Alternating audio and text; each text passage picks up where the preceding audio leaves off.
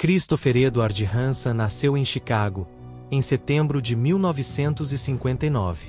Formou-se em jornalismo pela Michigan State University. Ainda nos anos 80, começou a trabalhar como repórter de televisão local. Subiu profissionalmente durante os anos 90, cobrindo notícias policiais e investigativas, até chegar à rede NBC, onde se tornaria correspondente do programa da Teline. Foi nesse posto, no início dos anos 2000, que Hansen encontraria o trabalho que definiria sua carreira e sua imagem pública para sempre. O nascimento de Tomcat a Predator. A ideia era simples e ao mesmo tempo perturbadora. Voluntários de um grupo chamado Perverted Justice se passavam por adolescentes em salas de bate-papo online. Quando um adulto tentava marcar um encontro com esse suposto menor de idade, era convidado a ir até uma casa, uma decoy house, supostamente vazia. Ao entrar, o homem encontrava não uma criança, mas Chris Hansen, sentado à mesa, lendo em voz alta trechos das conversas que o suspeito havia tido. Depois da confrontação, ao tentar sair, o homem era detido pela polícia, que aguardava do lado de fora. O formato estreou em 2004 dentro do da Teline NBC e se tornou um fenômeno quase instantâneo.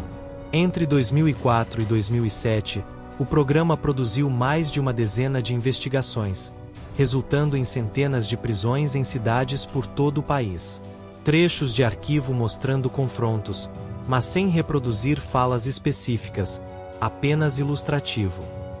Hansen se tornou uma figura pública em comum, parte jornalista, parte símbolo de justiça moral. Seu tom calmo e suas perguntas diretas, sempre pedindo que o suspeito explicasse por que estava ali, viraram marca registrada, repetidas e parodiadas em toda a cultura popular americana. A tragédia. Mas o modelo que tornou o programa famoso também escondia riscos enormes. Em novembro de 2006, durante uma operação na cidade de Murphy, no Texas, um dos nomes investigados era Louis Bill Conrad, um promotor assistente que, segundo as autoridades, havia trocado mensagens online com alguém que acreditava ser um adolescente de 13 anos. Diferente da maioria dos alvos, Conrad não compareceu à casa combinada. A polícia, acompanhada por uma equipe de filmagem do da Teline, foi até a residência dele para efetuar a prisão. Durante a tentativa de entrada, Conrad tirou a própria vida. A morte gerou um processo judicial movido pela irmã de Conrad contra a NBC, no valor de $105 milhões, alegando que a postura da emissora, incluindo a presença das câmeras durante a operação policial, contribuiu diretamente para a tragédia. O caso terminou em acordo extrajudicial, com termos não divulgados publicamente. O episódio de Murphy nunca chegou a ir ao ar da forma como foi filmado. Em 2007, a NBC encerrou Tomcat a Predator de forma definitiva. Até hoje, Hansen discorda publicamente da ideia de que a morte de Conrad tenha sido a causa direta do cancelamento, defendendo que o programa simplesmente havia cumprido seu ciclo. Depois da NBC. Sem o programa que o consagrou, Hansen não desapareceu.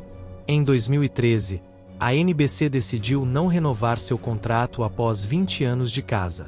Ele seguiu para outros projetos, apresentou Killer Instinct no canal Investigation Discovery, cobrindo casos de homicídio, e mais tarde comandou o noticiário Crime Watch Daily. Sua vida pessoal também virou notícia mais de uma vez, de rumores de afera estampados em tabloides, a uma acusação de assédio em 2020, que ele classificou publicamente como infundada, além de disputas financeiras amplamente divulgadas pela imprensa. Para muitos comentaristas, havia uma ironia amarga no fato de o homem que expôs tantas falhas alheias também enfrentar seus próprios escândalos sob os holofotes. Ainda assim, Hansen manteve viva a fórmula que o tornou famoso. Passou a produzir seu próprio conteúdo de forma independente, lançando operações do tipo Sting fora da estrutura de uma emissora tradicional, financiadas por crowdfunding e depois, distribuídas por streaming e YouTube. Takedon e o Chris Hansen de hoje. Hoje, aos 66 anos, Chris Hansen segue ativo. Comanda o programa Takedon with Chris Hansen, indo a campo com equipes de filmagem para operações de combate à exploração infantil, muitas vezes em parceria com departamentos de polícia locais. Uma dinâmica que, mais de uma vez, gerou atrito com autoridades que dizem não ter sido consultadas sobre sua presença. Seu canal no YouTube reúne centenas de milhares de inscritos, mantendo viva, quase 2 décadas depois, a mesma fórmula que o tornou conhecido.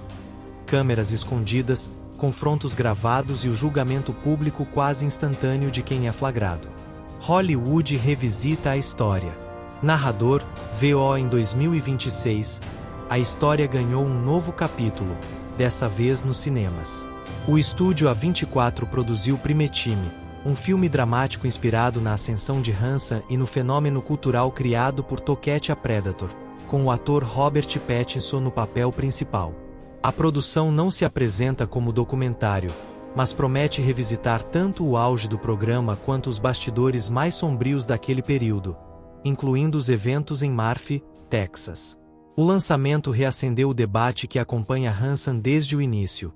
Seu trabalho representa, de fato, um serviço público de proteção às crianças, ou cruza a linha ao transformar a exposição pública de suspeitos em entretenimento de massa. Depois de sentar à mesa daquela primeira Decoy House, Chris Hansan continua sendo uma figura que divide opiniões. Para uns, um pioneiro que usou a televisão para proteger crianças. Para outros, o símbolo de um formato que testou perigosamente os limites entre jornalismo, justiça e espetáculo. Seja qual for o veredicto, uma coisa é certa. Raramente um repórter de TV deixou uma marca tão profunda, e tão controversa, na cultura americana.